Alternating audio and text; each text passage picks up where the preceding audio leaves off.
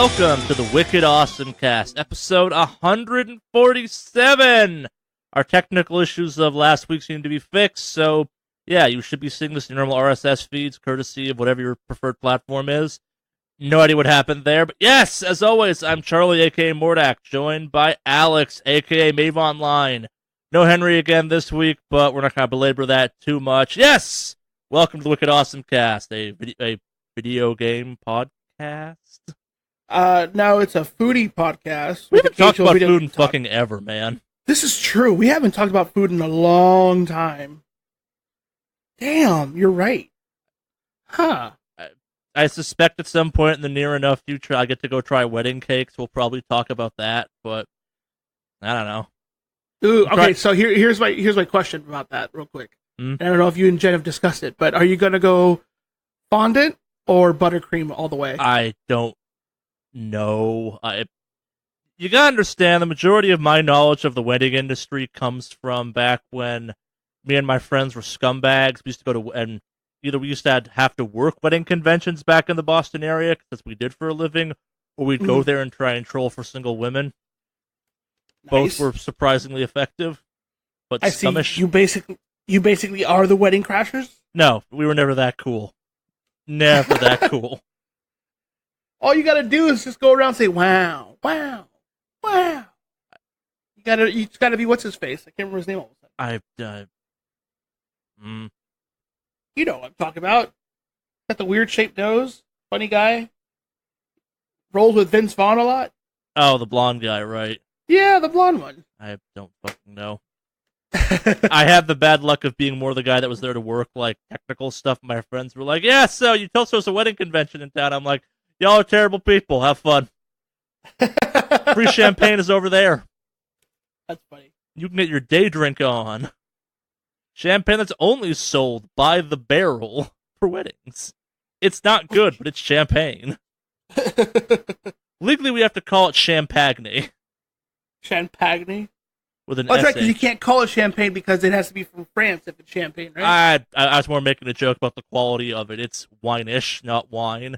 But yes, you are correct. In the wine snobbery world, if it's not from the part of France known as like Champagne, France, it cannot be. It's not supposed to be called champagne. It's a sparkling white wine. Yeah, it's like tequila. What You've is heard it of if it's that not too, tequila? right? I didn't know that one.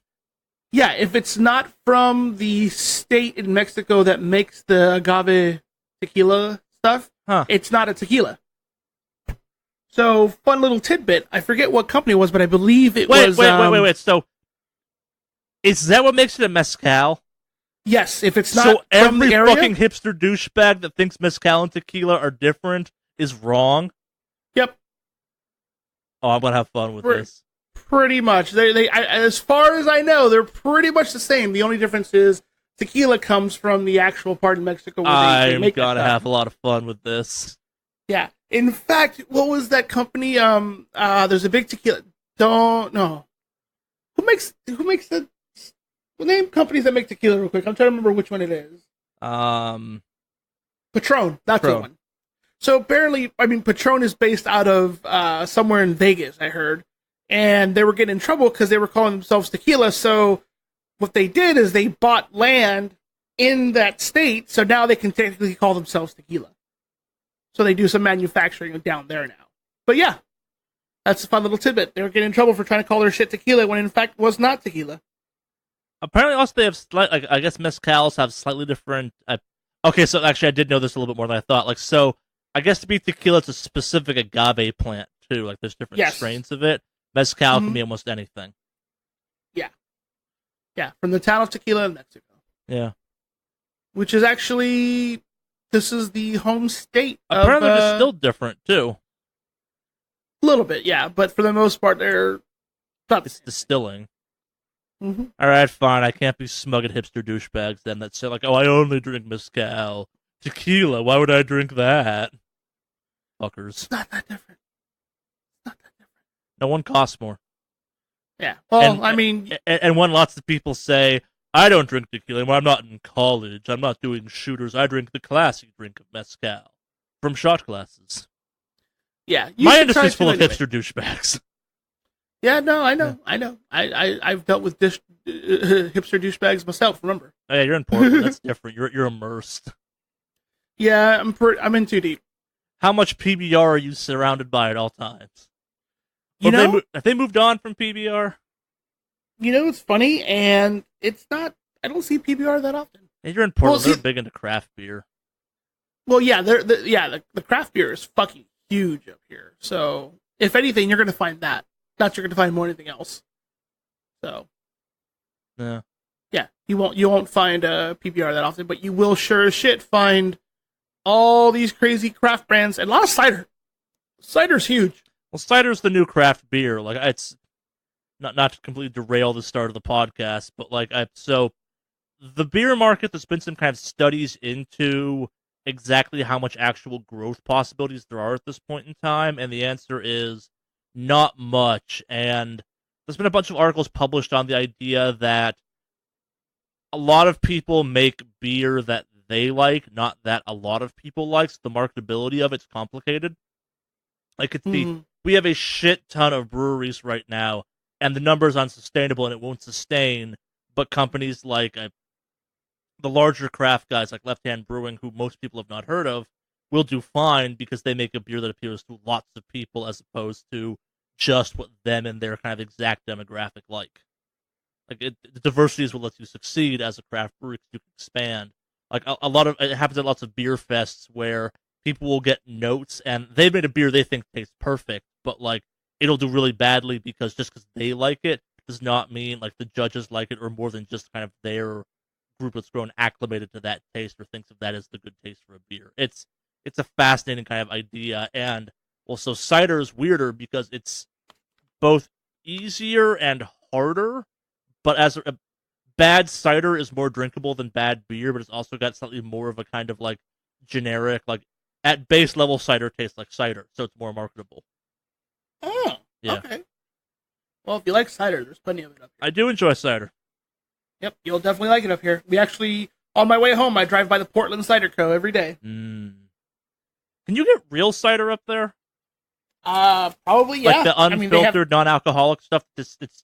We put some apples in this vice and smished. Maybe. I haven't tried to look for that yet, but I can check it. I can look around. You should look for that in the fall. Because if a place sells that, they also probably sell apple cider donuts. Those are the best donuts. We've talked about that before, I think. Yes, when you were up in the Jersey area or something not Jersey, upstate New York. Yeah, yes. Upstate New York. Right. My apple picking extravaganza, where I picked no apples and got day drunk.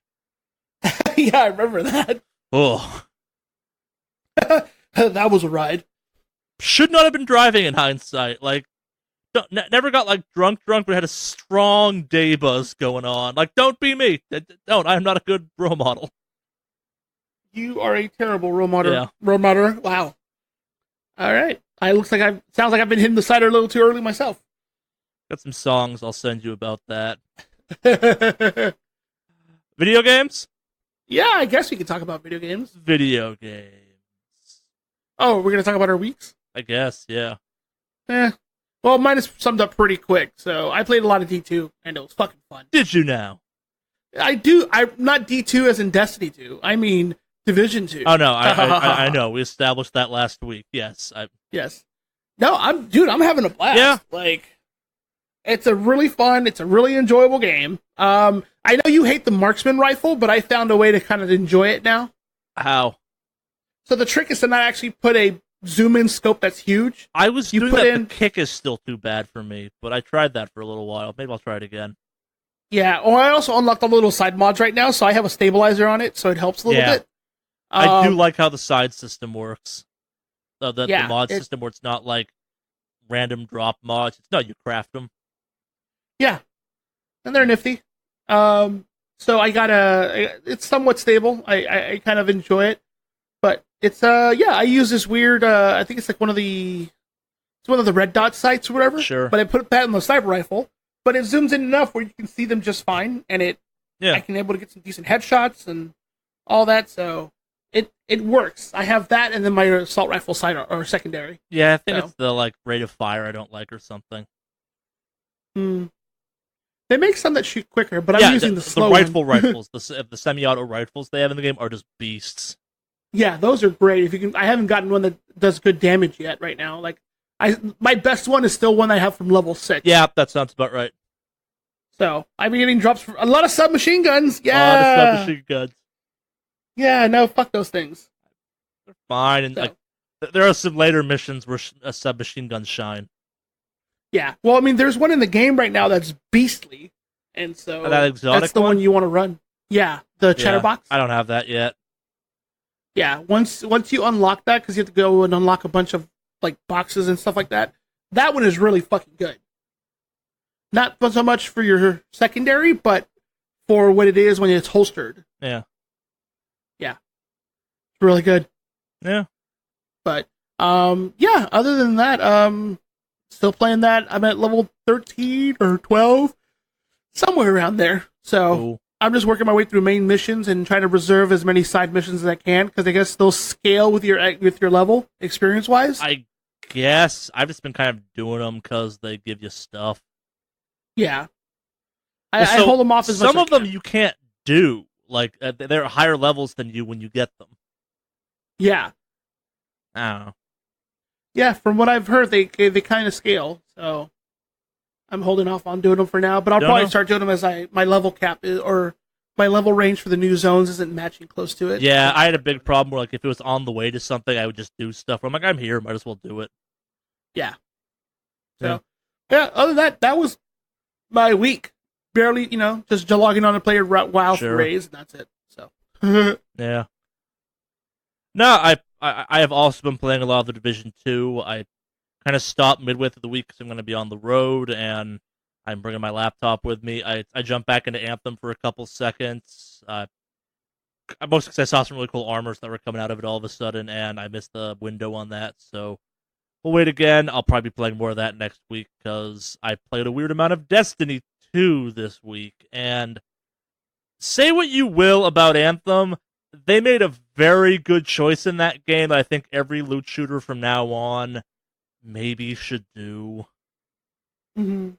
Don't make me level separate characters anymore.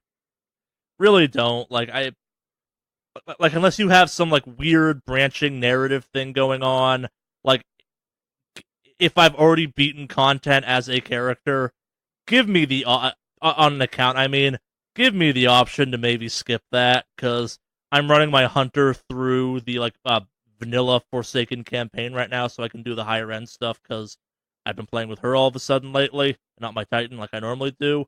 And I remember really liking the Forsaken campaign when I came out, and in hindsight, I'm like, I don't want to play this a second time.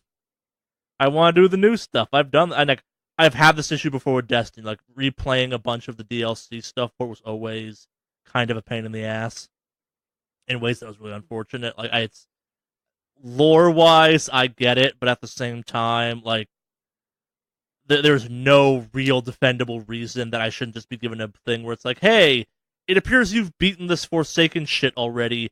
Do you want to just skip it because your character's already max level because all you play is Gambit? Yeah, I'm still playing Gambit during my lunch break via the iPad. It's really fucking fun. It's like we're living in some dark future where I can like whip up my iPad and be like, "Yo, it's Gambit time!" while I eat. I have enough time in one lunch break to play one round of Gambit and have lunch, which is kind of fun and ridiculous. You've always liked Gambit though. Gambit's real good. Gambit's real Yeah. good. Gambit is that magical wave base plus competitive edge, which I really dig. Someone should copy Gambit for another game or make Gambit a standalone game. I love Gambit so much. I wish I could launch directly from the character select screen. And maybe that's a weird thing to talk about. Actually, like, it's having played some of these other loot shooters and having like a very condensed time span now to play Destiny during my lunch break.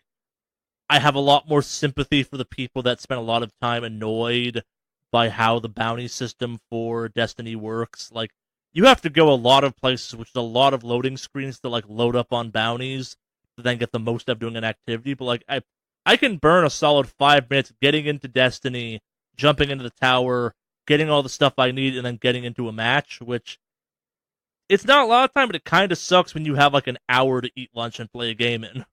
Which again, I know it's a very unique situation, but like if you're playing like 2-hour chunks as a parent or something, I'm a little more sympathetic now. Like there's a lot in that game that slows shit down. Like Division's lack of loading screens is real nice. And like the speed at which you can get from stuff to stuff is real nice. The number of fast travel locations is real good. There's a lot in Division I like. It's like we started talking about last week. There's a thing I was extremely storing wise. They totally whiffed on it. I like the Division a lot still. I'll be playing a lot more of it next week. I kind of took a break from it to leave myself stuff to do. I'm on the road, but at the same time, I wish the story was better. I wish the lore for that game wasn't kind of so Tom Clancy generic, because it's hard for me to care about anything going on in that game at this point. It's like, go here, shoot stuff. Like spoilers, but you rescue the president at one point in the game. It's super anticlimactic. Oh, really? Yeah, it's like, oh, you got him. Okay, I'm like, this was a cool shootout. I met the president. That was cool. And fucking nothing. Like, this no lasting impression. The fight with that boss, the hyena gang, that was way cooler. Because she was like yelling the entire time how we're pieces of shit. That was fun. I don't know. I get that game is trying to be like grounded, realistic military thing, kind of, but I kind of wish that they had. I wish I cared about the Division more. Like, they've done a very bad job. Like Isaac, the computer system that helps you out, has the most personality in that fucking game. I love Isaac. Isaac's great. Like I wish there was more Isaac level character. I wish like Isaac was quipping or something, or like, yeah. The enemies are great for the most part. Like it's you as the protagonist and why you're doing stuff. It's like, go kill these hyenas. Why? Because we told you to. Okay. It's a loot shooter, right. so yeah.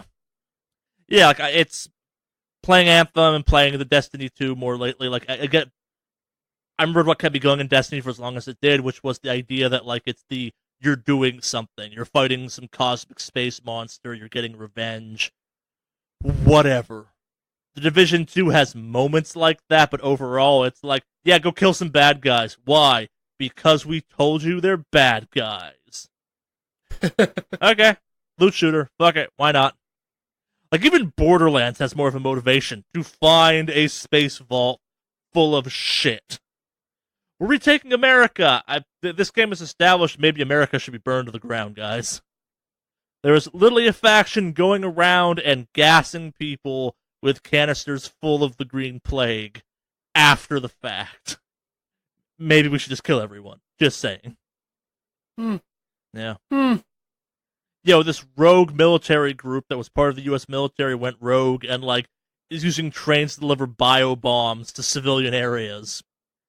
I don't know if that's believable or not, but man, that's fucked up, and we should kill them all. I think that's pretty believable. I don't know. Yeah. In a crazy-ass scenario, I would believe that could happen. Yeah, I guess like maybe the scenario for the Division's not crazy enough for me. Like, the time frame in which shit has broken down, I just don't find plausible. But I don't know. I've not lived through a plague of people managing to weaponize money via virus outbreaks, so who am I to judge? That would be fucking smart, though, realistically. Like, it's Black Friday? Yeah, that's evil. Yeah, the plot from the first game I thought was really believable. And, like, I mentioned this some last week. I think if it was, like, this was set, like, 2 years after the Green Plague or something, I wouldn't have as many problems. You could also do more of the kind of post-apocalypticness of it. Like, it's... I don't know. Like, I feel... I don't believe that, like, DC would fall apart like this. Los Angeles, Chicago, other, like, major U.S. cities. Yeah, I could totally believe that. DC, though, it's like... The people that live here are, like, the disproportionately poor and politicians. Like, I get other people live there, too, but, like, it's a weird mix to get the hyenas out of.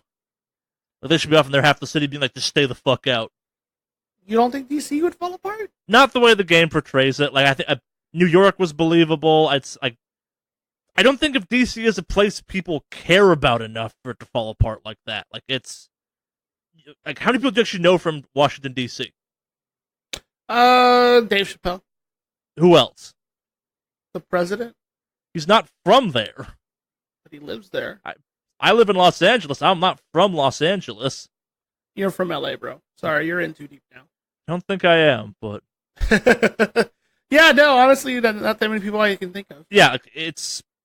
I'm not sure if you've ever been to Washington D.C. or not. Like, there are parts of D.C. that are kind of native residential aspects to it, but the majority of D.C. is people from other places or people supporting people from other places. Like, don't get me wrong, like, people live in D.C. like and have lived there their entire lives, but like, if D.C. were to go sideways, you would have a massive outflux of the population being like, "Fuck that, I'm out." Going anywhere else. That's true. Yeah. You are close to a lot of places in DC. Yeah. Okay. Yeah, like it's like the main thing there is politics, and politics attracts people from all over the place. Like one of my cousins works there. He's from fucking Florida. If this shit went down, he'd just go back to Florida. Like, you want to make Division 3? Put it in Florida. That's a game I want to play. That's a game that Florida technically already in Division State. Yeah. That's what I'm getting at. Like, give me a city where I believe a group called the Minutemen could rise up and be like, "Yo, we have military surplus weapons, and we're wearing overalls." Like they're that DLC content from that Fallout 3. What was it, the Bayou level or something? I don't know. Yeah. Regardless, yeah, Florida's already set in that, and they'd be weaponizing crocodiles and shit like that. Gator Gang. Yeah, Gator Gang. Gator Gang, Gator Gang, Gator Gang. Yeah. They'd have that theme song. I don't know. It's the gameplay aspects of the Division 2 I like a lot. Have you been into the underground yet? Some of the underground areas, yes. Have you gotten the jump attack in the underground yet? Jump attack? So no, that you know exactly what I'm talking about. So well, I've been accidentally all of a sudden surrounded by enemies, yes. Okay, so you've been like the subways where like the guys come out of fucking nowhere. It's like, oh shit, wave combat. Mm-hmm. Yeah. That's the best thing in that game, I think. That fucking pissed me off. Oh, I thought it was great. I guess they had some sort of ambush thing set up when I was going for an SHD tech crate in the subway, and I heading over to grab it, and then all of a sudden, boom, enemies, including a fucking elite one. Yeah. Yeah, no, I got fucked pretty hard on that one. Yeah.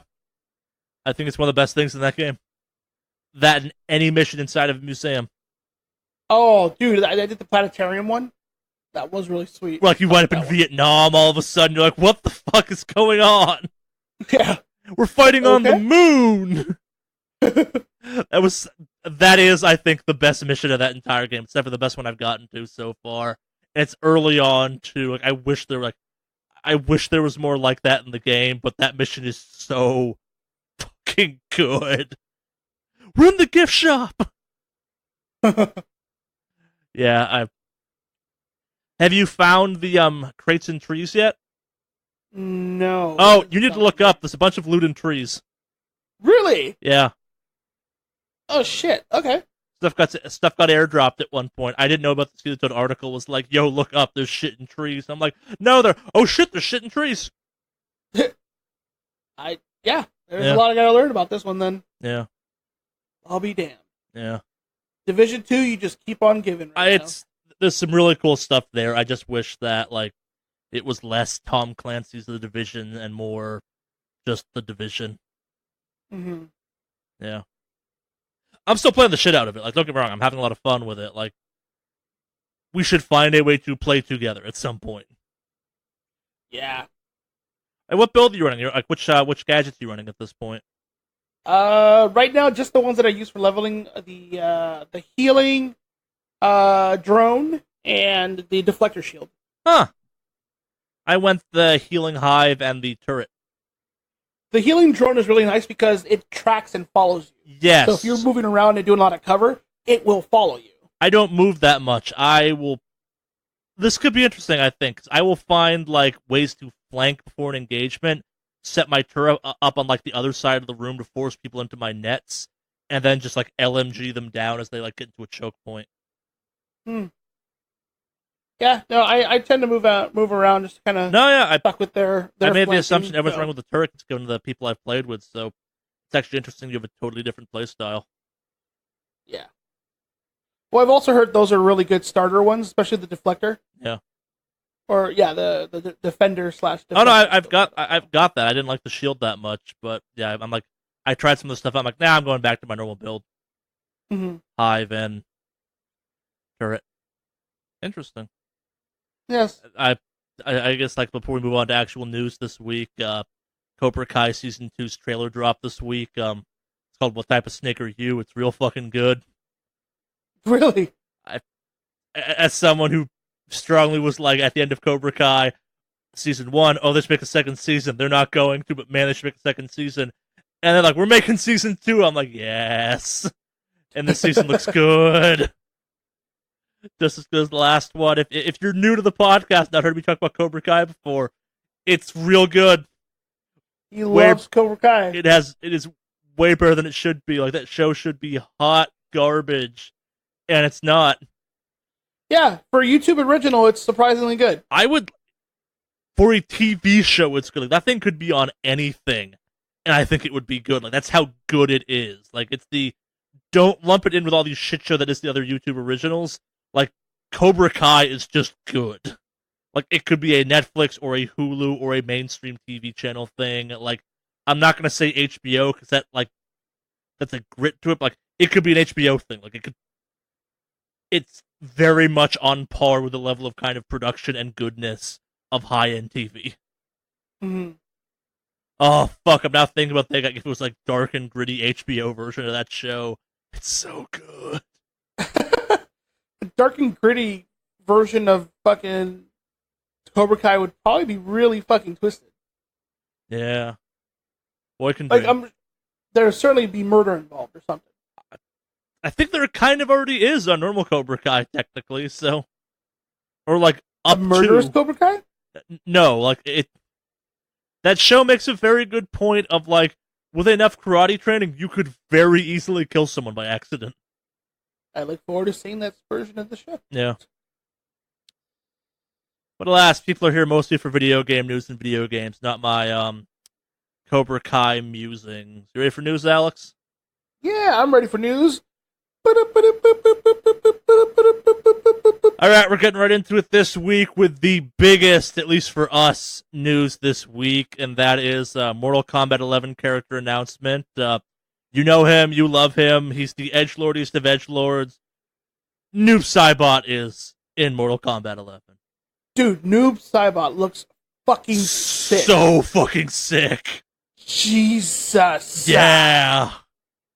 Yeah, no, he looks fucking ridiculous. And like watching his moveset and all the shit he does, like, looked fucking sick. And I think now he officially takes the best fatality so far I've seen. He had the best fatality previously. Like, Noob Saibot has taken the crown from Noob Saibot. Like, that's the thing. There are great fatalities out there. His wishbone in MK9 is fucking legendary. Like, that one is so out there. That was the one from 9 that people were like, maybe this goes too far. Like, really? Yeah. I haven't seen that one. He does his shadow clone, and like they both grab a leg and they pull a person in half, wishbone style. It's okay. For the time, it was the most shocking. Like, the sounds, the viscera. You're like,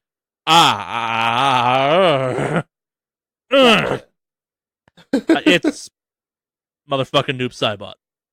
Yeah. Yeah. He looks fucking sick. Yeah. He does sound a little Shredder-ish from Ninja Turtles. That's the point. I was gonna say, I think I've heard more Dr. Claw from Inspector Gadget, but like at the same time, like that's the point of Noob Saibot. Like, you know what Noob Saibot's backstory is, right? He's like this weird like version of like Smoke or some sort of No. He's the original Sub-Zero. He's the dude that killed Scorpion. Oh, really? Like, to catch you up on the MK lore, you need to know, like, depending on which timeline we're talking, I guess Quan Chi is technically behind it, but, like, the original Sub-Zero from, like, Mortal Kombat 1, kind of a bad guy who was already going down an evil path and shit, like, was real into that murder. The Sub-Zero you know is that guy's younger brother who takes up the mantle of the Lin Kuei and stuff and, like, tries to lead them out of darkness and succeeds, but, like, that dude was getting into like some heinous shit. He's the reason Cyber Smoke, Sector, and what's the yellow one called? Cyrex? Cyrex get turned into robots. He's like, we must make ourselves more efficient. Robot bodies! At the cost of humanity, etc., etc. Original Sub-Zero is kind of evil. Like, as much as, like, Hell Ninja, which is Scorpion, should be the evil one, like, in Ed Boon's mind and lore, Original Sub-Zero is kind of like, nah, he's the original evil ninja of that franchise. But, like, so, Noob Saibot is that dude's soul goes to hell and becomes Noob Saibot. Oh. And yes, I know there's some retconning with Quan Chi and shit. Like, I don't care. I subscribe to the original lore, which is, like, this is the super that killed Scorpion's family. Yeah. This is the dude that was like, you know what I'm into? Kid murdering. Yeah, no, he looks fucking sick. Yeah. Oh no, I after the last Mortal Kombat, I made a deal, which was I'm not buying another Mortal Kombat that doesn't have Smoke or Noob Saibot in it. And then they showed this, I'm like, well, I guess I'm buying MK11. Okay. Yeah. Well, they haven't shown Smoke yet. Smoke was not in the last one. I guess the ninjas showed up as DLC characters, but like, yeah, that doesn't count for me. Like, it's got to be in the base game. I know, like, I love Noob, but I love Smoke, and the fact that neither of them were in the base game last time left me the characters to play. Like, I love my teleporting ninjas, and the fact that, like, no, this guy comes base thing. I'm like, how cool is he? Stupid cool. How stupid cool? This stupid cool. That's pretty fucking stupid. Yeah. Yeah. That game looks real good. Yeah. No, I'm fucking stoked for it. I'm debating on getting it because I know how shitty they are with their PC support. Yeah. But we'll see. I'll probably be getting it at launch, but like I don't fucking know. I'm not gonna make that claim. It's Noob Saibot looks real cool. I look forward to Evo. Right? What's that's right. It's gonna be at Evo this year. Yeah, it is. Yeah. Oh damn. Yes. What a time to be alive. What a time to be alive. At the same note, one of the first DLC characters for MK11 has been announced. It's Shang Tsung. The original voice actor, though, for Shang Tsung's coming back for this, which is pretty cool. Not much beyond that, but it's neat. Well, just to specify, the original voice actor for the movie. Yeah. Yeah. He's coming. The good They even modeled his Shang character, too. They even modeled the character to look like him. Yeah, it's old Shang Tsung, not young Shang. Yeah. Not weirdly young in shape Shang Tsung. It's weirdly in shape old Shang Tsung. You know, the Shang Tsung you want. Yes. Yeah, Shang Tsung. I'm sorry, the Noob Saibot thing is just that. If you've not watched that and you're not squeamish, go watch it. It's like peak Mortal Kombat right now. In a game that appears to already be peak Mortal Kombat, this is like the peakiest of peak Mortal Kombat. It really is. Yeah. Especially with Noob Saibot just doing his thing. Like, fuck. Yeah. Yeah. On that same note, I guess, make a complete 180 transition from, like, the overly gory to the weirdly wholesome high school game, I guess. Persona 5 Royale is officially a thing. It's not called Crimson, which seems like a missed opportunity, but not a lot is known. There's a trailer out there that's in Japanese. It's got a cool logo. It's a really fancy logo. It features a new character. The implications are that there will be another teammate of some kind, hypothetically. Maybe there'll be a female protagonist you can play as. Who knows? Hopefully it'll be DLC and not a separate game, so I can bring my existing save file from baseline Persona 5 into this, which would make me play this again. But, yeah. I know I've been waiting for a kind of New Game Plus playthrough for this to happen, and it seems like it's actually happening, so, yeah, I can play that game again. Not much on that. We're now waiting for Persona 6. Yeah, I may actually finally pick it up since I'm not playing the other Persona game anymore. Yeah, Persona 5's a good one. What to do next? You want to do a block of Blizzard news? Sure. Let's start off with, I think, my favorite thing out there for Blizzard this week, which is that they got out there and said toxicity is down by 40%. Yeah, because your player base is down 40%.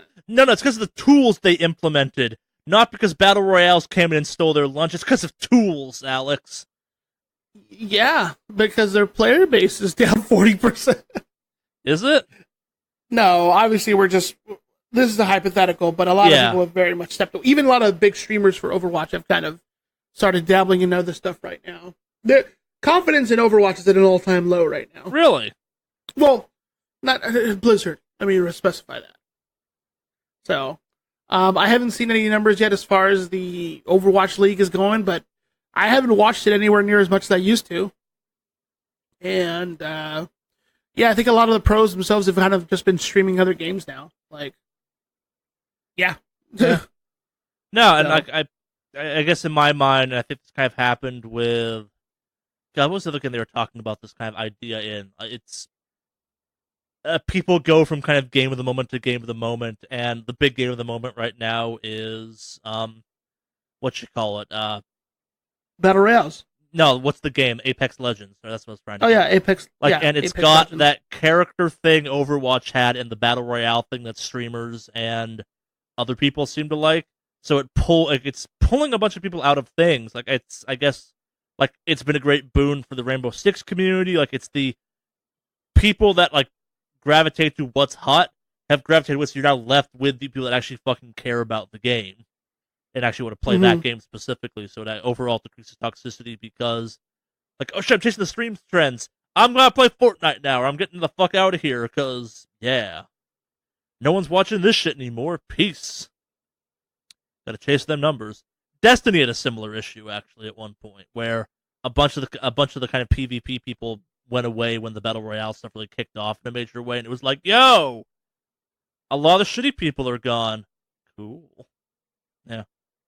Yeah, like I said, it doesn't surprise me with all these other good game offerings right there. Yeah. And Overwatch has kind of been the same thing for a while now. Yeah. Oh, I guess continuing on our Blizzard block for a second. Alex, I believe there was a Q&A of some kind that you got mod blocked as part of. Oh yeah, that was kind of funny. So tell us about this Q&A. So. Well, the WoW devs held a Q&A, and by WoW devs, I mean Ian or Ion, whatever his name is, with a really long Greek name. I'm not even going to try to butcher, because it's really hard to say. But, and then Lord, the community manager, got on and answered a couple questions from the community, and by answering questions from the community, I mean they chose nothing but softball fucking questions that didn't really answer much. Surprise! Yep. It's not like some of these other Q&As we'll see from other devs or stuff like they'll mention on Reddit. These literally had probably little to no substance or value as far as I'm concerned. They did talk about how one of the biggest announcements from that is that you're able to hide a bunch of clothing now for your character, so to speak. People still complaining about RNG, but they don't give a fuck about that because they have to keep the slot machine mechanics on for some reason. Certain rewards, things like that. A few questions about Classic. Just to give you an idea, somebody asked if there are going to be role-playing servers for Classic. That's the substance of their questions, if you will. So, it's, And then I guess they had posted a thing because they were talking about, there's one big thing. They actually asked, and they said, hey, we'd like feedback on this. But the part that's really annoying about that is that for months in the alpha and the beta, they gave people a lot of feedback about how shit wasn't working for Battle of Lore or Battle for Azeroth. And they're like, no, you guys are... They just cherry-pick the parts that this sucks.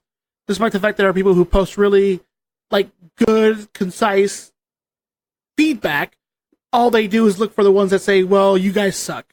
And this is all the feedback we get, and they delete the entire forums. So, frankly, Blizzard asking for help now when you had help for fucking who knows how many months before the game came out, just speaks to how much you genuinely do not have any fucking connection with your community. The community can't be right, we're right.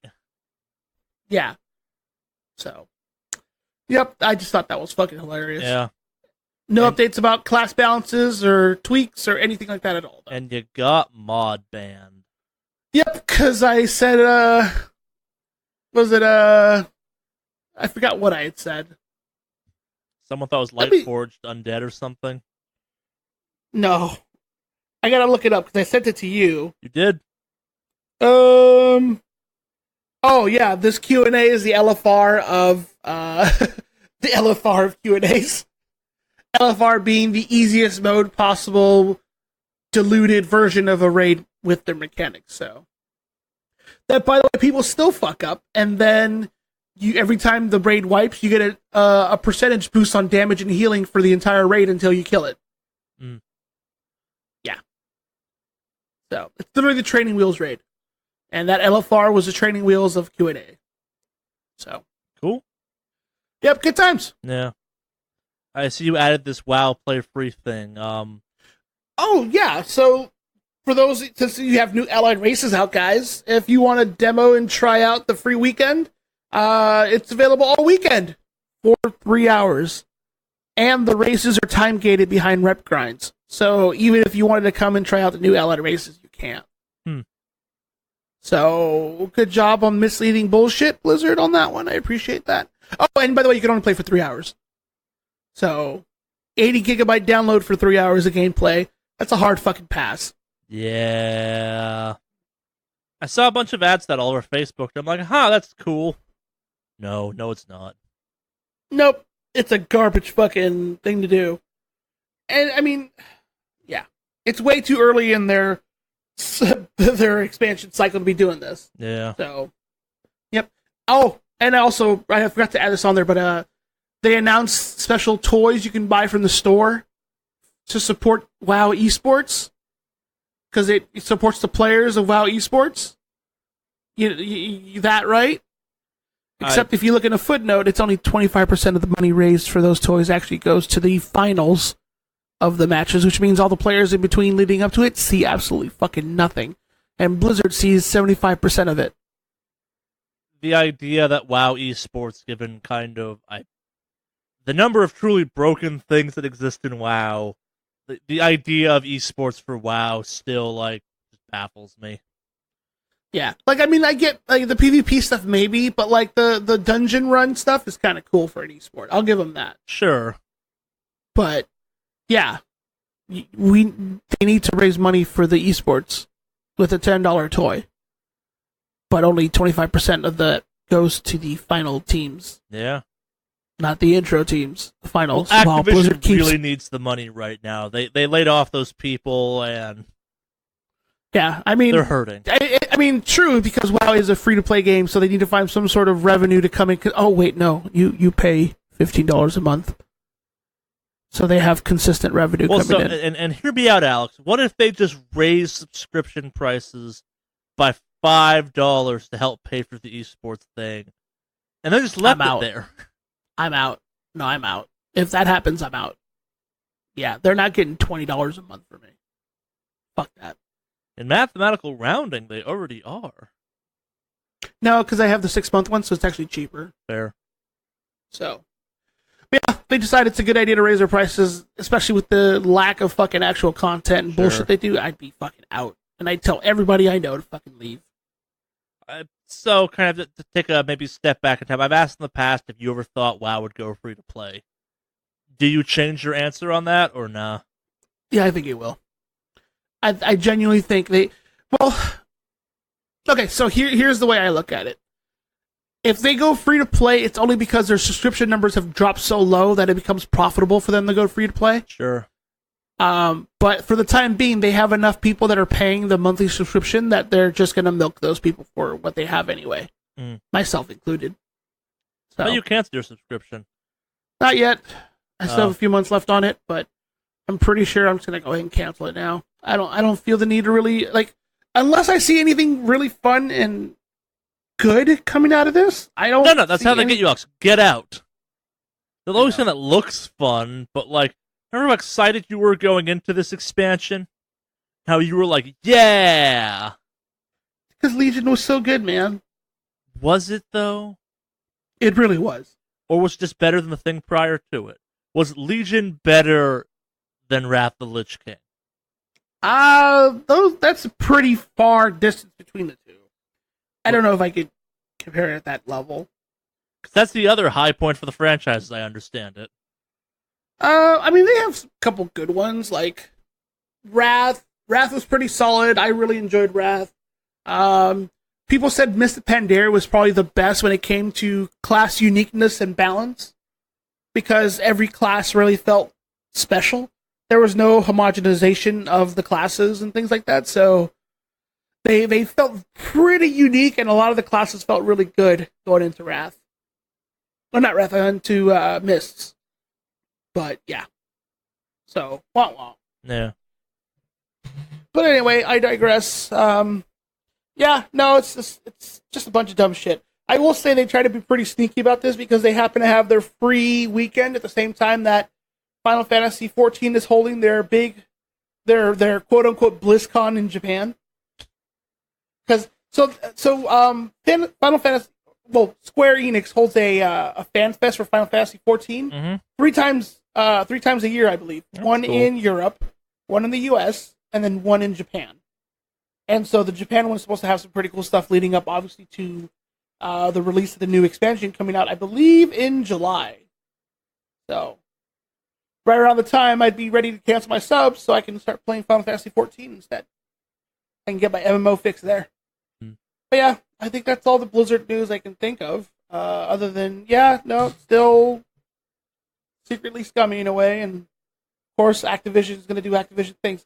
And I stand by the fact that I'm genuinely convinced Blizzard absolutely has no fucking say in the shit they do anymore. Maybe. And it's just they're implementing what Activision wants, and that's it. Yeah. Well, to move on from that and do a completely new topic. Hey, Alex, you hear about LucasArts? Yeah, they're coming back. No, they're not. What? It's fake news. Actually, what? Fake news. Get the fuck out of here. That's not real at all, unfortunately. Really? So, the thing you're referring to, Lucasfilm Games, is completely unrelated, at least as of right now, to LucasArts. No. Yes. No. Yes. An exact quote from Disney, or kind of a rough quote, is that the representative sought to make it clear that Disney is continuing to license games with EA and Zynga. No. What? Oh, I want Jedi Academy to come back. Well, Lucasfilms never made Jedi Academy, so Lucasfilm? I thought, LucasArts. Sorry. The thing. So this whole thing got kicked off when a company by the name of Lucasfilm Games put up some job hirings or put some job listings. Mm-hmm. Yeah. Damn it, man. That makes me depressed. I genuinely thought they were coming back. Because I really, dude, a battle royale with all lightsabers would be fucking awesome. But yeah. Yeah. Damn it, man. So to make it more confusing, Lucasfilm Games is technically owned by Disney, hence why they're on the Disney website, but this does not in any way, shape, or form relate to LucasArts. Okay. It is purely a coincidence that they share a name. This all could be one giant work and they're coming back, but... Well, then I'm genuinely depressed again. Thanks, Charlie. Yep. Yeah, I saw you posting about this. I'm like, yeah! No. It's a party. It's got some Epic Games news, if you will. And by Epic Games, I mean their store. It does have a search function. I checked on that actually yesterday for a whole multitude of dumb reasons. Continuing their we'll treat this like fucking consoles gambit, they have locked down several more exclusives, including Obsidian's The Outer Worlds. You know, that kind of sequel to Fallout looking game that people got really excited about the Game Awards. Yeah. I've heard people are not really happy with this whole Epic just trying to snag up exclusives. Oh no, because people on the PC market are used to being able to go to one place and getting one thing, and now they can't. You gotta understand just how many people's social identities when it comes to PC is wrapped into Valve and Gaben and Steam, and we're elite because we have our own special place to go, and Epic makes that Fortnite game, which is for children. But man, they keep buying up games that I want to play, so I'm gonna have to go there eventually anyway. And oh shit, and there's other news on this topic. Metro Exodus outsold its previous titles on Epic, and because they have a better revenue split, they made more money. Yeah. So the thing that I'm referring to is like having. I mean, I'm all for having multiple companies having stuff. Like, I mean, it's on PC. You can download it. It's there anyway. But they're not doing anything that benefits the gamer. Nope. In this sense, this absolutely does not benefit us at all. They're not negatively impacting the gamer though either, unlike the console market. Like, nothing stops you from going and putting money into the Epic Store. You already own a PC. Well, no, not at all. But like, you think with like competition, you'd want to be like, oh well, if they're doing it at this much, then maybe this store should respond and do that. But locking down exclusivity shit makes stuff really annoying. Part of the reason we shit on consoles so much is because of quote-unquote exclusivity. And now they're just doing a weird, gimpy version of that with PC, and it's really... Is it, though? Metro Exodus sold really well, despite the fact that, like, Metro Exodus proves the PC market is full of shit and is all talk. They go exclusive, that's fine. But it then outsold the previous titles. Not like did as well, out fucking sold on a new platform that people are like, we're boycotting this shit. Meaning, like, this is like, to rewind back to like when I gave you shit for like, I'll buy Battlefield 2 when it's better. Like, this is people being like, it's like, this is Steam bombing, this is this is review bombing, this is like, it's like, no, this buck stops here. The game looks real good, I'm gonna buy it anyway. They're like, this doesn't actually matter. What it matters is that, like, this will hypothetically force Valve to compete finally, which I think is a good thing. Like, Epic doesn't have to compete right now. They keep releasing bangers. Like, they have Fortnite going on in the background printing money. Metro Exodus did really fucking well. They've locked down another highly anticipated game that, again, like, what are you gonna do if you're a Fallout fan? Not get Outer Worlds? No. True. Yeah. Like, yeah, I just right now, the only people who are seeing benefits are Epic and maybe the devs, but the devs are. Well, I mean, the devs, the money, yeah. But like, yeah, as far as like the consumers go, we're not seeing anything. Who cares? Like, they've proven the consumers are full of shit. Like, I wish the markets were more competitive, but like, they have successfully proven the PC market is just as full of shit when it comes to boycotting exclusives as the console market is, if not more so. Because it's not actually an exclusive. It's just you have to go to a different app. Yeah. Well, I mean, I think also, like, maybe at some point, like, if you advertise your shit on Steam for a long time and then switch out last minute, that's pretty fucking shady. Who cares? What? The company, that's just shady as shit. Like, if I'm going to advertise on your platform for fucking months on end, and a month before, by the way, I'm now switching all this. Metro did that, really, and they still honored the pre-orders. No one except Valve got shafted in that company, that situation. And do you really want to say that Valve needs the money? I'm not saying Valve needs the money. Like, I'm just saying who got hurt in that scenario? Who actually got negatively impacted? Well, I think at this point Valve is the only one. A company that has shit to your customer service, like, isn't quite sure what the fuck, hasn't updated their interface in years. Like, how they, like, the fabled, like, sales they do aren't even as good as they used to be.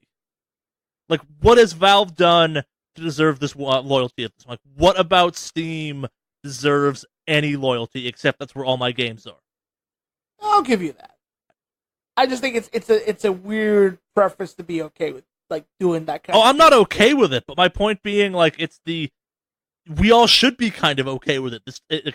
No one on the consumer end has been negatively impacted yet, except for, I have to go to a second app to launch my games. What was I? Fuck! Epic has actually run discounts. Have they done discounts yet? I think I got my copy of the Division for $10 off. I think I got into like a alpha recently that's on there. I think it's like a spell slinger one, which possibly is like weird alpha. Yeah. But other than that, like, I honestly don't even log in on Steam anywhere as much as I normally do, because my Division is done directly through. Well, I don't even log through Epic either, unless the game is only on Epic. Like, I do my Division shit directly through Uplay. Yeah. So, like, that's how that would work if you're on Steam, though, too, I think. Like, you could just download the app. Or you could have an icon on your desktop and launch directly from that, I believe. Yeah. I just feels a little shifty. Like Shifty, yes, but at the same time, like it's what you are seeing is a company go after another company with very minimal negative impact to kind of the consumer end of it. Like it's the anyone who's like, no, we have to save Valve, fuck you. You are doing what the console people do, but even worse. Like you are making a brand part of your identity. And I get it, I've done it in the past, but like this is not something you should actually care about. Like it's the let them slug it out because them slugging it out means something good will come of it. Like fuck. Like our next news article is about how Steam libraries are getting an overhaul facelift for the first time in at least a decade, I think. Like, when was the last time that library got anything even remotely new looking on it? Oh, it's been a fucking while. Yeah, like Steam got out there and said, yo, we're doing a redesign of this. And it kind of looks like the Epic Store now, where it's big pictures. And it looks nice. Like, but also, like, this should have been a thing they did years ago. But they didn't have to because no one was competing with them, really. And, like, Epic's not really competing with them yet, but they're snapping at their heels and they're gobbling up exclusives. And those exclusives are doing real well, despite, I'm sure, someone going, yeah, there's no chance people will leave Steam for... Oh, shit, Metro Exodus did real well. Okay, there's no... Oh, Division did pretty well, too. Huh, okay, Huh. Look, Epic is giving out free games right now. Are they? Have you not caught on about this? Like, they're giving out a free game every week. They have been since the store launched. Valve is? No, Epic. Oh. They're not like the newest of games, but like Oxenfree is free off there right now. I've gotten some okay games off of it. Like it's the most shameless, hey, we're establishing a library for you, but they're games that I think are good. Like they're genuinely good games they're giving out. And they're free and they're yours. Feeling a little weird on this one? No. I'm just like I'm waiting to see where the big consumer benefit's gonna be right now. And there's not right now. It's just kind of company doing some shady shit, but diversity is good is the answer. Like we're lucky enough to live in the US. Like the treatment of the Australian consumer by Valve is shitty. Mm-hmm. The treatment of several European consumers by Valve ain't much better in some ways. Like we are lucky enough to live in a country without data caps, and that makes a big difference. We're also lucky enough to live in a country that has one of the more affordable prices for video games. Like, I think Australian video games cost $100 in Australian. Oh yeah, it's that. But I think isn't that like just not necessarily Steam's fault, but it's just the Australia themselves? It's conversion, but it's one of those ones where it's not like a loaf of bread costs twice as much as it does in the US. It still costs proportional to the same amount, but because of conversion, a $60 game winds up in the $100 game category. Like it's absolutely something Steam could do hypothetically that they're just not. Mm-hmm. Like, and yes, it's based on game pricing and shit like that, but it's why key sites are a huge deal outside of the US in countries that have much less favorable conversion rates. Yeah. On to more generic news. Cuphead is coming to Switch. Yeah, that's not surprising. And the corpse of the Xbox library is officially beginning to be picked clean. Wait, say that again? That was an Xbox exclusive. Was it? Oh, that's right. Well, Xbox and PC. Yeah. So the console release of it was exclusive to Xbox. Did that ever launch on Steam, or did you have to buy it through the Microsoft Store? What? Cuphead? Yeah. Steam. Yeah. Yeah, I got it through Steam. I think I got mine through Microsoft Store just because then I got on my Xbox too, hypothetically. But yeah, it's coming with stuff like Xbox achievements to the Switch too, which is just bizarre to think about, but sure. That's not nightmare inducing. Yeah. Yeah. Allegedly, it runs okay, but not great. Frame rate hardware issues, if you will. It's fine. It's Cuphead. Like, it's not going to break your console. But, yeah. Speaking of things selling pretty well, it turns out that Anthem is selling really fucking well, actually. Despite Cuphead is what, selling well? despite what every clickbait news article and YouTube video would have you believe, Anthem launched real fucking well for BioWare, apparently. Yeah, which is, I mean, granted, it was a hype-looking game. Like, I'm not gonna lie. It's already made $100 million in microtransactions. What? Really? Apparently, more people are like me that think that game's actually pretty okay. So to break the story down some, this was the second most successful launch BioWare has had. The first one being Mass Effect 3. Wow, that's surprising. Considering, yeah, jeez. Yeah. Oh, well, if it works, it works. I guess. Far from dead, despite what like every fucking YouTuber would like you to believe. Yeah, I still like that game a lot. I'm just still surprised.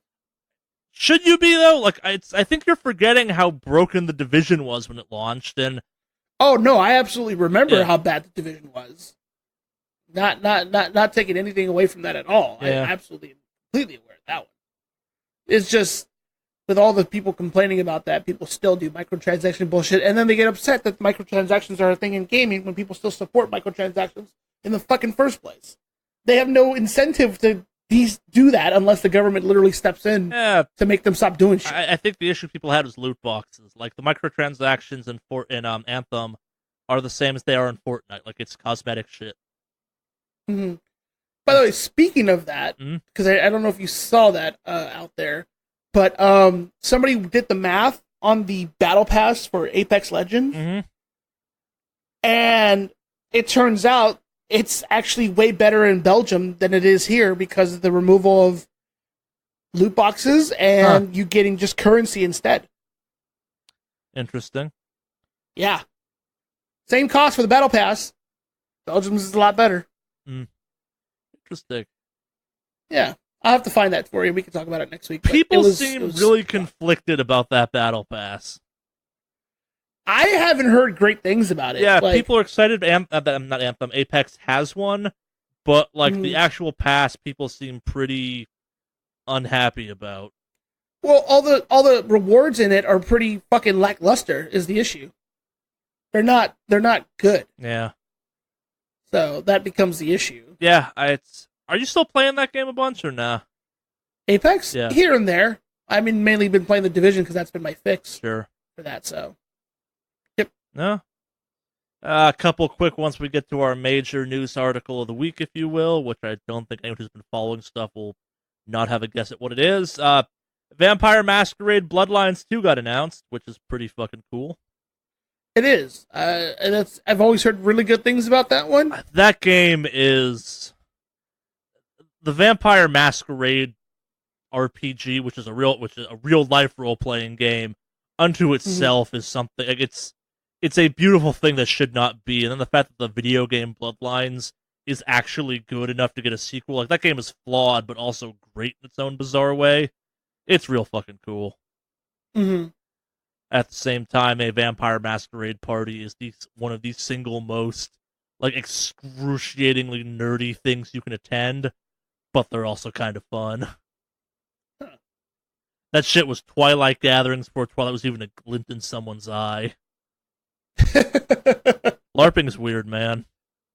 LARPing's not, I mean, if it's your thing, hey, more power to you. Enjoy No, LARPing, as someone who's done some LARPing shit in the past, I feel comfortable saying it's cool, but it's weird. Definitely is. Yeah. But hey, it's your cup of tea, have fun. Yeah, no, I will play the shit out of this when this comes out. Like I am all for when people make fairly faithful renditions of tabletop games or live action games where it's like I don't have to have other people around to play this. Fuck yes. I get to enjoy the world but not have to like organize other people's schedules. Hells yeah. As someone who's trying to get a D&D group or I guess suddenly a Starfinder group set up for work and trying to get everyone's like schedules to work, like I don't know how people pull some of this shit off as adults.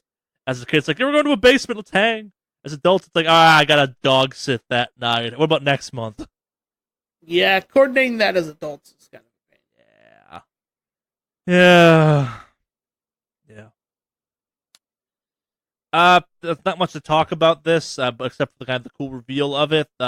Unions showed up big at GDC, which I think is still going on as of this recording. For those unclear, GDC is the Game Developer Conference. Unions have been a talk at previous ones, and in this year it seems like a much bigger deal. Tim Schafer of Double Fine fame did a fun little bit, and they introduced a bunch of union and people out there. They emphasized the importance of union work in the entertainment industries that are not video games, and kind of brought up the idea that if unions can work in, film and television and shit, why doesn't it work in video games? Oh, agreed. 100% agreed. Yeah. If you can find the video, it's a fun little video. It's some cool shit has come out of GDC this year. Some not so cool shit has as well, but this is rarely do I find myself following GDC news the way I followed GDC this year, which is kind of a fun thing to say. I'm not sure if it came out of GDC this year, but we got our first look at System Shock 3. Shodan lives, motherfuckers. Wait, what? Have you guys seen the new System Shock 3 trailer? No, I haven't watched that. It's out. I haven't not. Oh, okay. The trailer is Did we out. Play something? We played a Kickstarter demo of that thing because I fucking love System Shock 2. Shodan is back in all of its terrifying glory. That game is gonna BioShock harder than BioShock's ever BioShocked before, I think. It's getting back to what made people like that idea for a video game, and this one looks real fucking good. There's a half-minute trailer out there. It shows off some basics of System Shock. There's some cyber mutants. There's some robots that want to kill you, but mostly there's Shodan, who's coming for you, meatbags. And he continues to see everything. I'm happy about that. Yeah, I remember you were pretty stoked about it. Yeah, System Shock is one of those things at the time was ahead of its time in so many ways, and seeing a modern kind of idea of what that franchise could be. I got into BioShock because someone was like, yo, it's like System Shock, and I'm like, but no, it's like System Shock. Oh, okay. But simpler? Yeah, it's simpler. Cool. You ready for our big news of the week? Yes. Let us go over the big news of the week. You ready to talk about Stadia? Oh yeah, the Google thing. Yes, sure. Did you watch the press conference for this?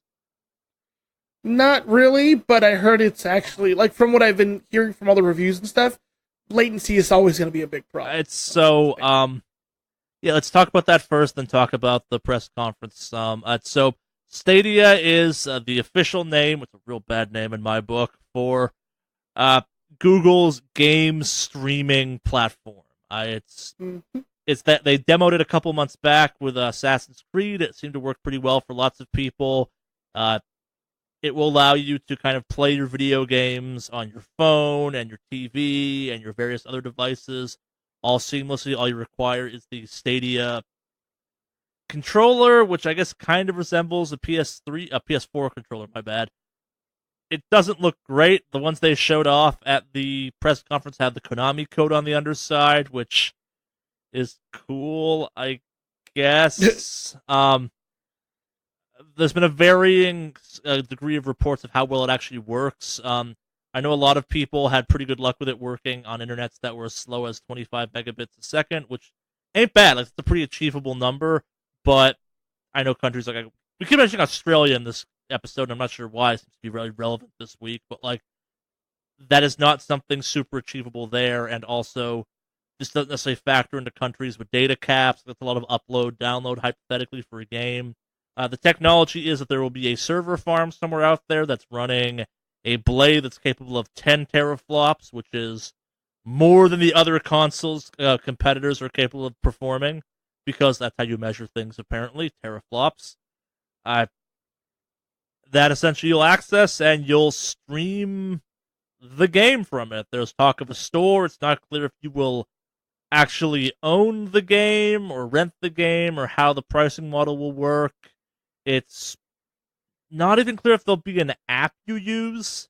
hypothetically, or as of now, it's done through a browser window essentially, which on paper is kind of cool, I guess. Uh, a variety of topics have not been addressed, ranging from like how the monetization model works to how latency works to like really kind of abstract but bizarre concepts like if there are 1,000 people playing on one blade on a server and there's 1,000 servers, what happens when all of those servers or all those kind of ports are being used simultaneously? Like, will you get stuck in a queue waiting to play a video game, which I think would kind of suck.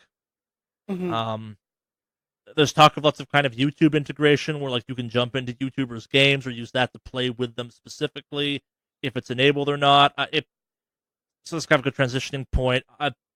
The press conference for this was the most kind of big corporate company bullshit press conference I've seen in a long time. So there's a show called Silicon Valley on HBO. If you have HBO, I highly recommend watching. It's a comedy kind of about what life in the tech industry in Silicon Valley is. And I watched all the seasons of that recently because I like that show and I watch it every couple of years or every couple of months.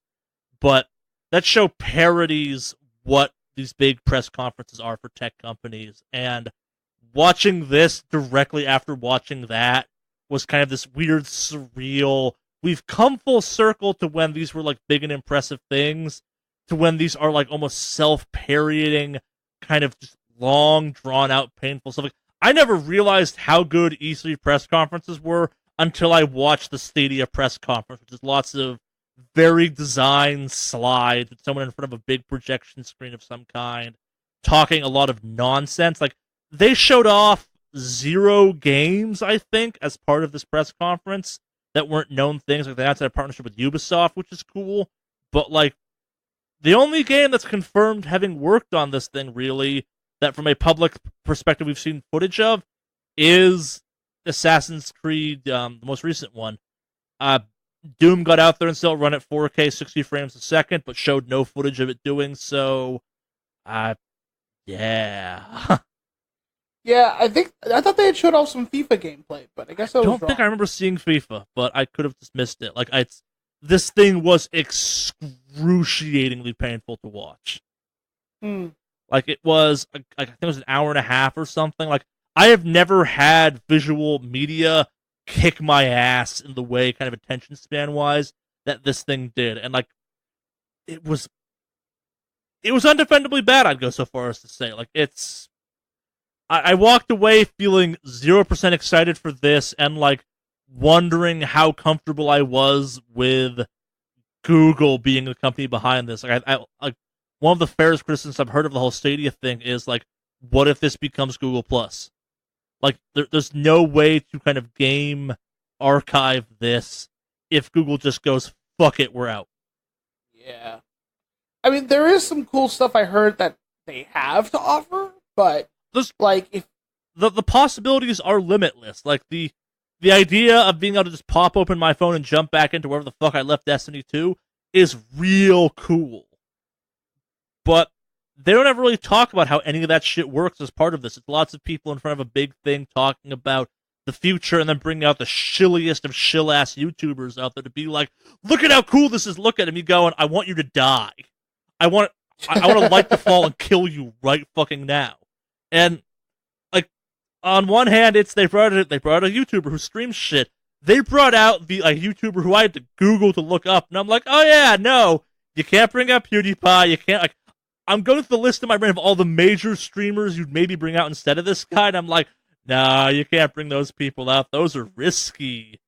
Who did they bring out? I'd have to look it up. Give me a sec. They have Markiplier. That's surprised they didn't bring him out. That might have been him.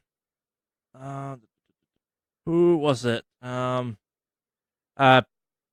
think it was one of the game theorist guys or something. Oh, okay. And maybe I'm out of the loop on this one and should know him right off the bat, but like, it seemed like this guy seems safe, not instantaneously recognizable. Yeah. And his spiel was literally the worst part of the press conference. I was barely holding on for that, and then he came up there, and I'm like, no, I want this over. Like, you've successfully made me not interested in this product. Congratulations. Thoughts, I guess, Alex? You've been kind of weirdly silent through all this. No, I mean, like, so there's some cool stuff I heard coming out of this, and I don't know if they talked about it then, but it was what I was hearing about on a podcast, I think. But they were talking about how some of the cool features involved with it would be something like if you're streaming a game, like let's say Apex Legends, right? Yeah. Which has not been announced for the platform yet, by the record. No, but I mean, like, let's just say hypothetical here. What you'd be able to do is they're going to do some integration where you can pop into the stream, and if they're streaming a game on YouTube using this whatever Google, what is it called, Stratica or Stadia. Stadia. It's like it's a weird version of Stadium. Yeah, it is. What you can do is you can essentially, if you want to do like public games, you can flip a switch on the streaming service and allow people to join your game from YouTube. Like, stuff like that would be kind of cool if you could fill a game like that. Right, but it's optional. At least it seems to be implied that's optional. And also imagine the hell of stream sniping you could bring down on someone courtesy of that. Yeah, no, I know. But I mean, like, ideally though, I mean, hypothetically, that does sound kind of cool. You know, on paper, sure, but like, if we had millions of subscribers to our Twitch channels and shit, would you really want to, like, just the one time you forgot to turn that off, have people like just jumping into your game? Like, fuck yeah, because then maybe the real Kevin Smith XXX or whatever his name is will finally fucking show up. Your beef notwithstanding. No, what's up? Let's go. I can't remember. Well, he hasn't shown up. Remember who was the guy from last week? I don't remember. There was a guy in the emails last week. Yes, I know. That was like, I can't remember his name, but come at me, bro. It start with a J. Was it Jeff? Was it Jeff writing to me? I don't think it was Jeff. I don't know. I think it's a pretty cool idea, though. I mean, granted, like I said, execution might be fucking horrifying. They also never showed it actually happening. Like, that's the thing too. Like, all the cool stuff they talked about, like, none of it got shown as part of this press conference. Like, this was the most blue sky feeling press conference ever. Of like, wouldn't it be cool if you could just grab video games out of the year? That would be cool. And at some point, technology will allow us to do that. Oh, you can't actually do that yet. Okay. Yeah. Like I said, the concept's cool, I guess, but execution might be weird. Yeah. And I'm going to hold my breath because the infrastructure, I think, for this kind of stuff isn't really there. Yeah, on the topic of infrastructure, like, remember, Google was doing Google Fiber at one point. They fucked that up royally, apparently.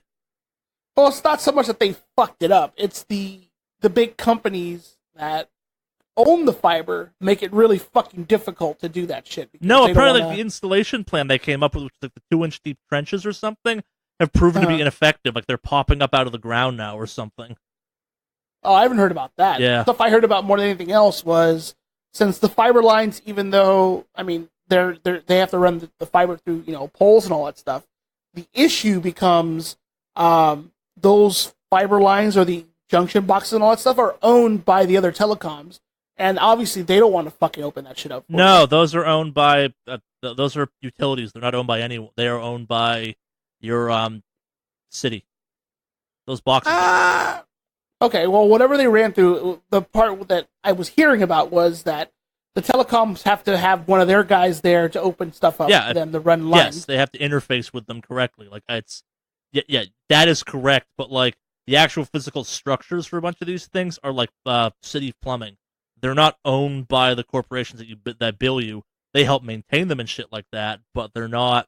Yeah, no, like the telephone poles aren't owned by telephone companies at this point. They're deliberately not. I could have sworn there was something with that. Because I remember hearing a lot about how they made it really fucking. It may be that the companies like are dicks them. They try to integrate into their spaces because they don't want you touching their wires and shit like that, and they might own like the building your junction box is in, but the actual poles and shit. Nah, those aren't owned by anyone. Those are owned by like your city or the government and stuff like that. Deliberately. I'll have to double check that because I remember the other telecoms made it really fucking difficult for them. Oh no, there's a bunch of ways they can do that, but they don't own the infrastructure. Okay. They have proven they cannot be trusted to own the infrastructure. Yeah, I'll have to double check on that one. But yeah, I didn't know about the other stuff popping up. Actually, I haven't heard about that. I'm curious about that one. If you have anything, link me. The first city it went into, I guess, like a bunch of the runs for the Google Fiber are literally popping up out of the ground. Oh, jeez. Well, because they did like 2-inch deep trenches and shit like that. Like it is in hindsight me going like, why the fuck would anyone think that would work? But yeah, okay. No, we were all just waiting for Elon Musk's satellite internet powerhouse to happen. Have you followed Elon Musk's like the reactions from everyone but Elon Musk to that tunnel thing he built?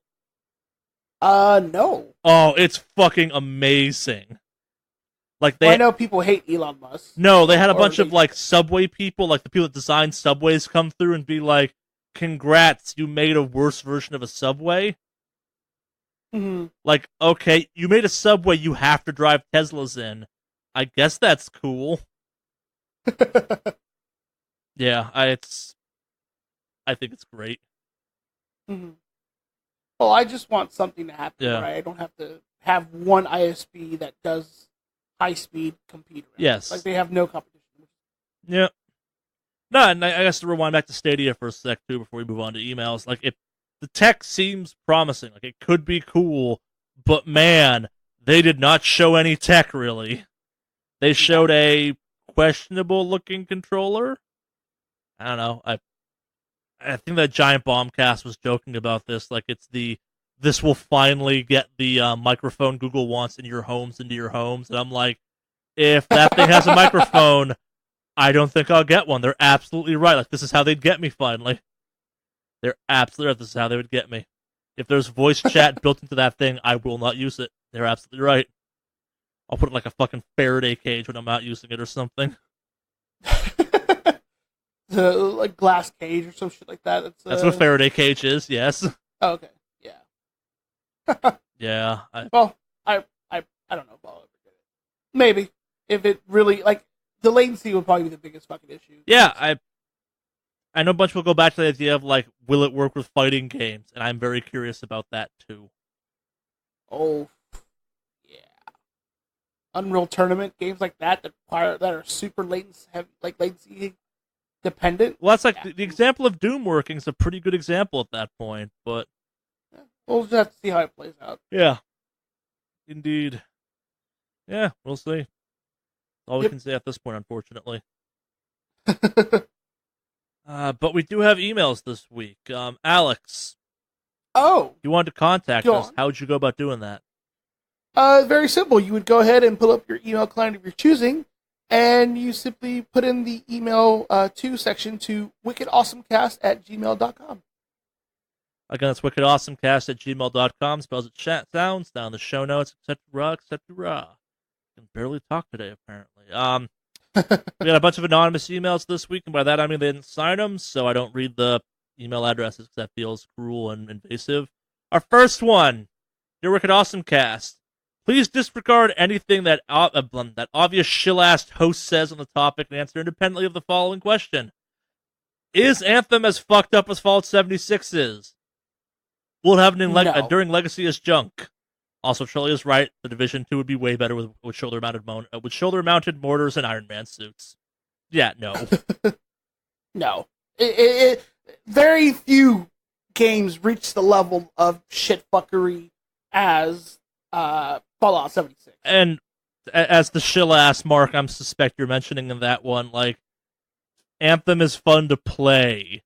People seem to fundamentally not think Fallout 76 is fun to play with some frequency. Though it was bricking consoles, kind of. So, that seems to have stopped, though. Yeah. No. Next email comes in from Siobhan, Shibohan.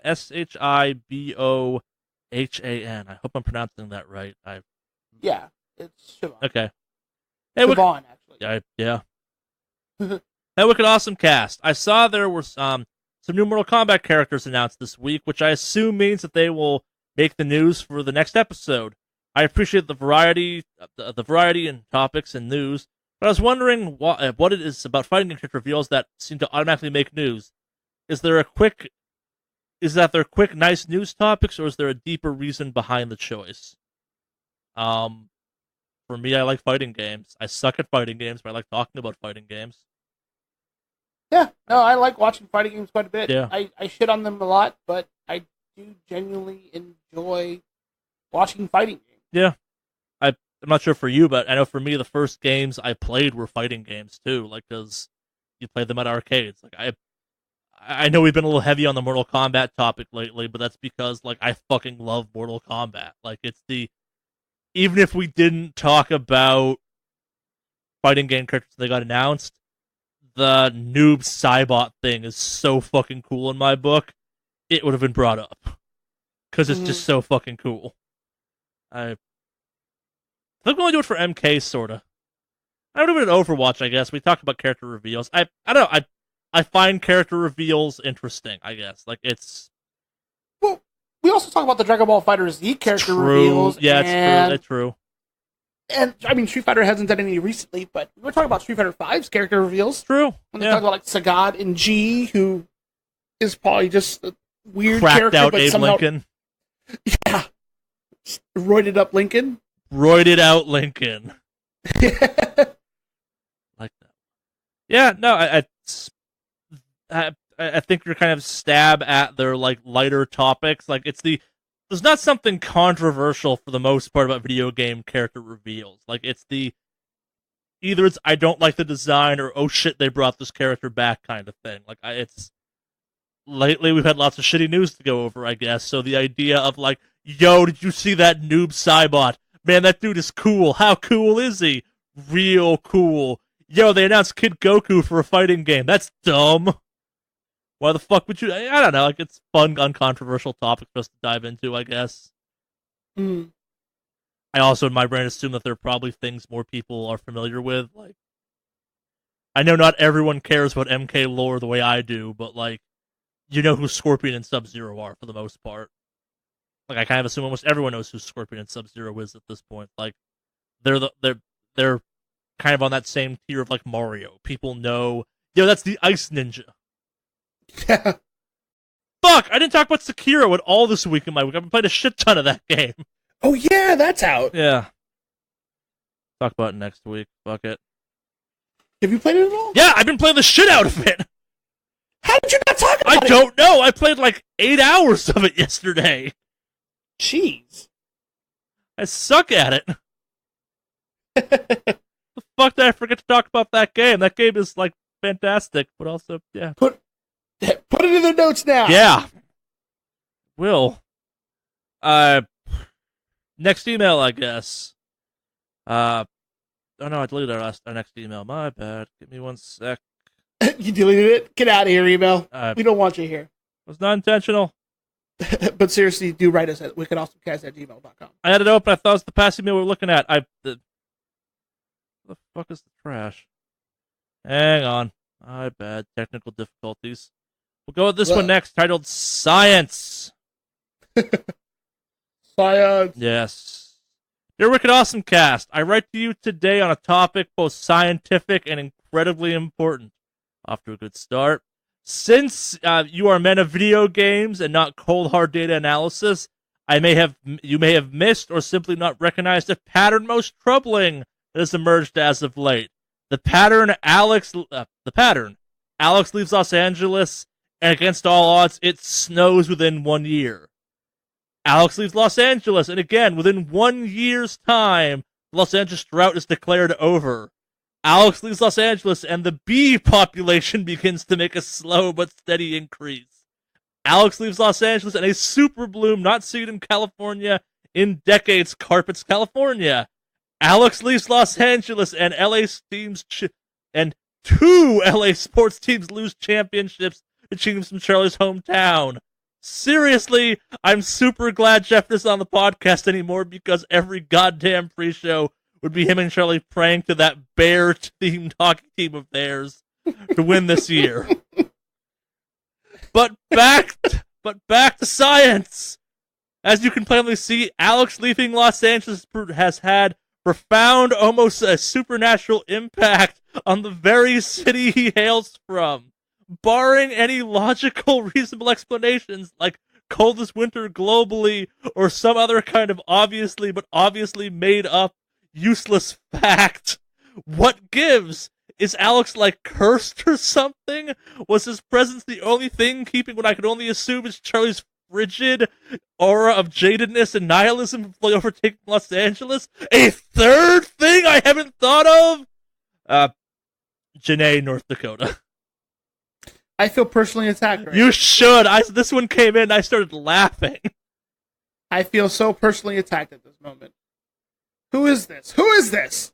It's Janae from North Dakota. Oh. Yep. I am the one literally weighing everything down wherever I go. And you keep up that attitude, I'm coming to North Dakota. Like, is the drought coming to Portland now? Are you responsible for the drought? Like, are you sitting there drinking all the water that would stop the drought?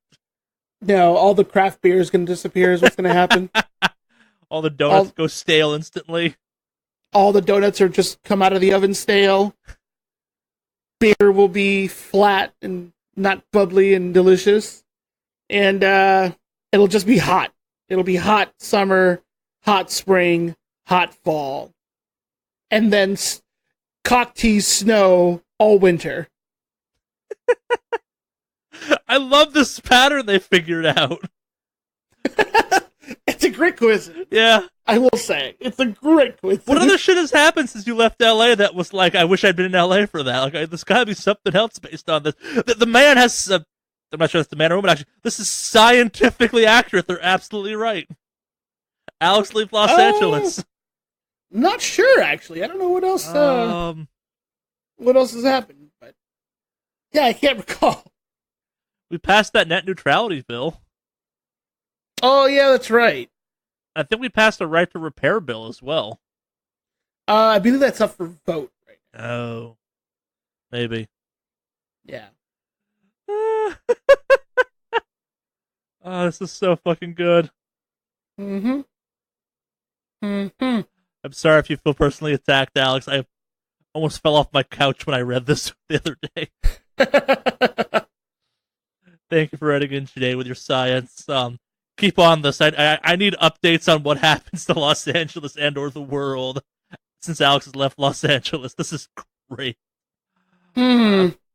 Last but not least, the email comes in from Spencer in Atlanta. Spencer, I hope I'm pronouncing that right. There's either a typo or a unique spelling of Spencer.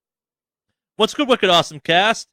If you go into a fake, if you could go into a fake but very real public feud with another person and or organization that wasn't another podcast or video game channel, what would it be? For reference, I'm talking like rapper or social media or celebrity beef, not like hardcore shit that ends with you all serving consecutive life sentences in the Supermax prison they have that Unabomber dude locked up in. Wait, what? Who do we want beef with, Alex? Who do I want beef with? But like fake celebrity beef or like the weird Twitter beef that happens every once in a while. I don't know. I'd want musicians just so we could get like burn tracks written. I could use them as our outro music. That'd be fucking hilarious. Honestly, I don't know who I'd want beef with. You got the Kevin Smith going on. Yeah, the Kevin Smith one was kind of fun. Yeah. They dropped off the earth. Because they're cowards. Apparently, yeah. Yeah, I don't know. You have internal beef to sustain us, I think. Yeah, we do. Yeah. I mean, it has been a while since Charlie ruined something for me. Which true. I'm working up to something, though. Trying to find the right thing. Well, yeah. You'll have to find something. Yeah. But in the meantime, I'm A-okay. I don't know, cat people. All of Tahunga. Like, I have active beef. Like, it's I don't need to make up beef. I have active beef with the city of Tahunga and shit like that. Like, this podcast is a walking documentation of my walking beef with the city of Los Angeles. I don't know. People named Mark. Can I have beef with everyone named Mark ever? Yeah. Mm-hmm. I guess like Alex has beef with Blizzard, I think, technically, at this point. It's one-sided beef, but like they fucking modded his comments, so I don't know, it seems to be going both ways now. Yeah. There was something there. And I'm glad they noticed. You gotta represent. Assholes. Fucking got auto-modded. Ugh. Whatever. Blizzard annoys me. Yeah. Yeah, no beefs. Chihuahua owners? I don't know. don't have anything against Chihuahua owners. Me and my fiance have spent the previous week getting in fights at the dog park, not like actual altercations, but like asshole dog owners that refuse to acknowledge their dogs are assholes. So I don't know that. That's the beef I got running right now, and we're both. I will say, yeah. out here, people aren't really assholes to about their dog stuff. You don't have a small dog. You don't have small dogs. The dog park near us is often infested with dogs that are currently small but will grow up to be much larger dogs. There is a German Shepherd puppy that is already larger than Scrump is, and I'm not going to go into this one. This is not the dog park podcast. Yeah, fuck those people. Welcome to the Wicked Awesome Pugcast. We're trying to talk about pug ownership. It's pretty cool. Yeah. And lame. I don't know. People that walk iguanas outside on leashes. Those people. Iguana. Have you never seen this shit? Yeah. I've seen that. Wait, you're kind of dating this shit, aren't you? Yeah. She doesn't take him on walks with a harness. She's got to now that she's got the idea. Don't give her the idea. Because then we have to go get an iguana first. And even then, iguanas are assholes. You don't want an iguana. You couldn't walk the tengus on harnesses? Probably. You'd have to find little harnesses to get them, though. I have a very crafty fiance. We could make you some tengu harnesses. We don't have the tengus anymore, though. Oh. They're still in LA. Gotcha. Well, not LA, but SoCal. They're at a reptile risk. Yeah, sorry, Spencer. I don't have anything fun for you. The original cast of Rent, how about? I don't fucking know. Original cast of Rent?